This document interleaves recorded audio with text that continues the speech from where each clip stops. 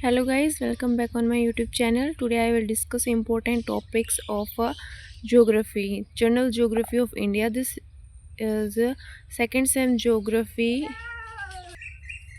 Now here unit 1 is Bharat की भौगोलिक स्थिति एवं विस्तार और इसका महत्व। ये क्वेश्चन काफ़ी इंपॉर्टेंट रहता है। नेक्स्ट हमारे पास आता है भारत के अक्षांशीय एवं देशांतर विस्तार। ये भी क्वेश्चन हमारे पास रिपीटेड होता रहता है। ये रिपीटेड क्वेश्चन है, इंपॉर्टेंट क्वेश्चन है जो आपको बिल्कुल भी स्किप नहीं करने हैं।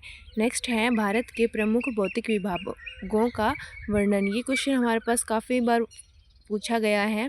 इसमें आपको मेनली हिमालय पर्वत का महत्व, उत्तरी मैदान, विशेषताएं, प्रायद्वीप पठार, इनमें से आपको किसी एक के बारे में पूछ लेगा या एक से दो के बारे में भी पूछ सकता है। नेक्स्ट हम बात करते हैं यूनिट सेकंड की। यूनिट सेकंड जो है वो हमारे पास इसमें इम्पोर्टेंट क्वेश्चन वेटेज रखता है कि भारत की अपवाह प्रणाली का वर्णन। ये क्वेश्चन काफ़ी इंपॉर्टेंट रहता है और ये रिपीटेड क्वेश्चन भी है। हिमालय एवं प्रायद्वीपीय नदियों का वर्णन, इन दोनों नदियों का वर्णन पूछ लिया जाता है। इसमें मेनली गंगा नदी प्रणाली पूछ लेता है या फिर सिंधु नदी प्रणाली पूछ लेता है। नेक्स्ट हमारे पास चैप्टर आता है 50 मार्क्स के क्वेश्चन पेपर में ऑप्शन में क्वेश्चंस मिलते हैं जिसमें से आपको एक ही क्वेश्चन करना होता है। इसमें से एक यूनिट में 2 चैप्टर कवर होते हैं हमारे।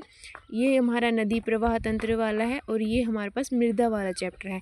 मृदा वाला चैप्टर अगर आप करते हैं तो इसमें इम्पोर्टेंट क्वेश्चन बनता है भारत की मृदाओं का वर्गीकरण। ये क्वेश्चन इम्पोर्टेंट भी है और रिपीटेड भी है। ये क्वेश्चन आपको बिल्कुल भी स्किप नहीं करना है।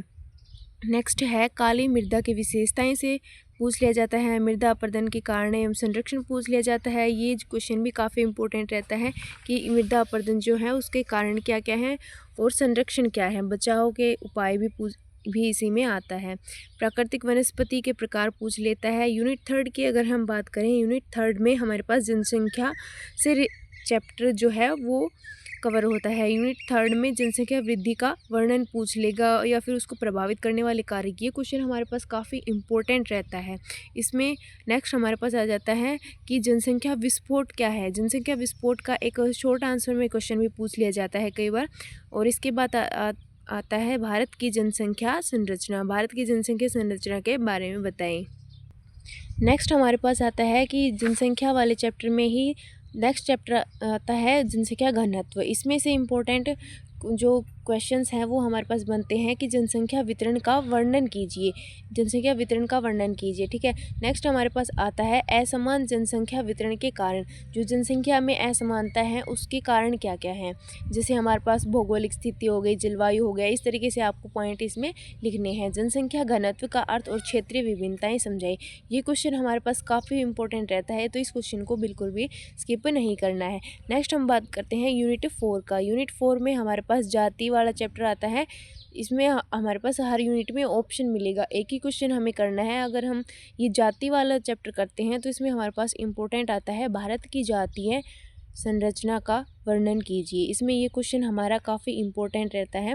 नेक्स्ट आता है भारत की जनजातियों पर टिप्पणी कीजिए। ये क्वेश्चन हमारे पास काफ़ी इंपॉर्टेंट बनता है कि जी किस प्रकार की जनजातियां हैं भारत में, उसके बारे में बताइए। नेक्स्ट हमारे पास आता है भारत की सामाजिक एवं सांस्कृतिक विशेषताओं का वर्णन। भारत में सामाजिक और सांस्कृतिक विशेषताएँ जो हैं वो किस तरीके से सेम है या किस तरीके से है उसके बारे में वर्णन करना है। सामाजिक तरीके से किस कैसे है और सांस्कृतिक में क्या विशेषताएं हैं। नेक्स्ट हमारे पास अगर इसी यूनिट में चैप्टर की बात करें कि तो चैप्टर होता है भारत में विविधता में एकता। इस चैप्टर को अगर हम सिलेक्ट करते हैं यूनिट 4 में से तो इसके इम्पोर्टेंट हमारे पास क्या हो जाएंगे, इसके इम्पोर्टेंट है भारत में विविधता में एकता की अवधारणा स्पष्ट कीजिए। इसे ये क्वेश्चन जो है आपका काफ़ी इंपॉर्टेंट होता है, इसको बिल्कुल भी नहीं छोड़ना है।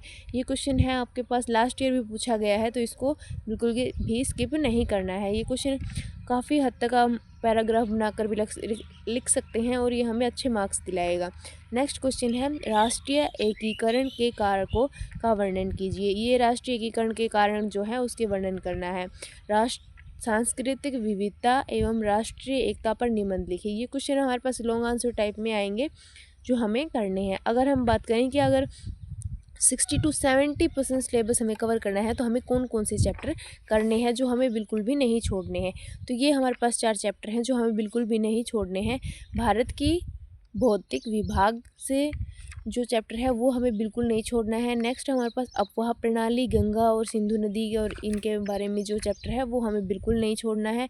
नेक्स्ट हमारे पास आता है मृदा और प्राकृतिक वनस्पति, ये हमें बिल्कुल नहीं छोड़ना है। मृदा में मृदा संरक्षण और मृदा का वर्गीकरण, ये क्वेश्चन हमें बिल्कुल भी नहीं छोड़ना है। जनसंख्या वितरण एवं वृद्धि, जनसंख्या वितरण के कारण और वृद्धि के कारण, ये क्वेश्चन हमारे पास काफ़ी इंपॉर्टेंट बनता है इस चैप्टर से। Thank you. Please like and subscribe for more.